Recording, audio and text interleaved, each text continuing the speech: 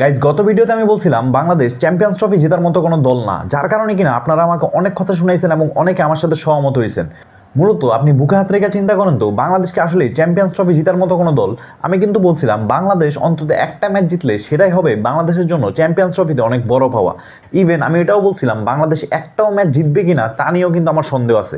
এটা বলার কারণ হচ্ছে বাংলাদেশের গ্রুপে আপনি যে দলগুলোকে দেখতেছেন, লাইক ইন্ডিয়া, পাকিস্তান আর নিউজিল্যান্ড, এই দলগুলোর সাথে বাংলাদেশের ওডিআই পারফরমেন্স যদি আপনি একটু মিলায় দেখেন বা পরিসংখ্যান দেখেন, এদের সাথে প্রতি 8টা বা 7টা করে ম্যাচ খেললে তারপর যে আমরা একটা ম্যাচ জিততে পারি, এবং ইন্ডিয়ার সাথে গড়ে 11টা থেকে 12টা ম্যাচ খেললে আমরা হয়তো একটা ম্যাচ জিততে পারি।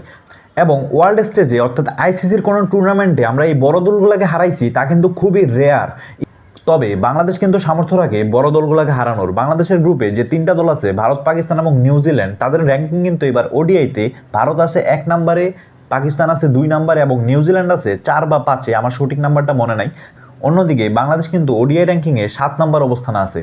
তো গাইজ, বাংলাদেশ যদি এবারে চ্যাম্পিয়ন্স ট্রফিতে কোনো একটা দলকে পরাজিত করতে পারে, আমার মতে সেই দলটা হচ্ছে পাকিস্তান।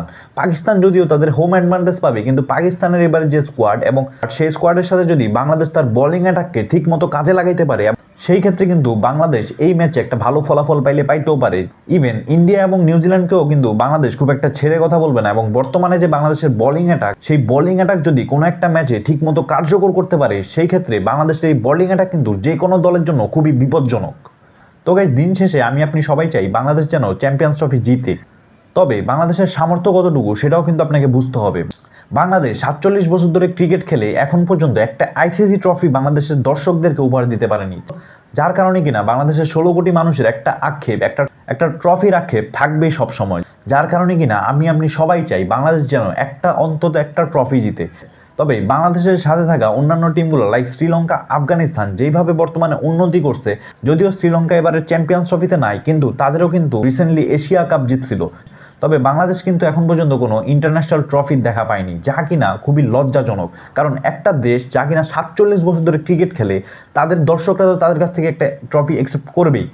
এবং আপনি যদি বাংলাদেশ টিমের চ্যাম্পিয়ন্স ট্রফির পরিসংখ্যান দেখেন, সেই ক্ষেত্রে বাংলাদেশ দল এখন পর্যন্ত মোট 5বার চ্যাম্পিয়ন্স ট্রফিতে অংশগ্রহণ করছে।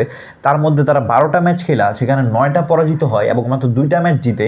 এবং আমাদের কিন্তু সেরা সাফল্য ছিল চ্যাম্পিয়ন্স ট্রফিতে 2017 চ্যাম্পিয়ন্স ট্রফিতে আমরা সেমিফাইনাল খেলছিলাম। তবে সেই সেমিফাইনালটা আমরা কিভাবে খেলছিলাম?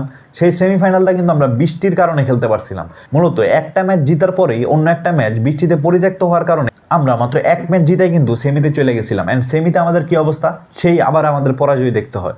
এরপরেও কিন্তু আমরা এশিয়া কাপের ফাইনাল খেলছি অনেকবার, কিন্তু একটা ট্রফিও এখন পর্যন্ত আমরা দেখতে পাই নাই, যা আমাদের দর্শকদের অনেক বড় একটা আক্ষেপ।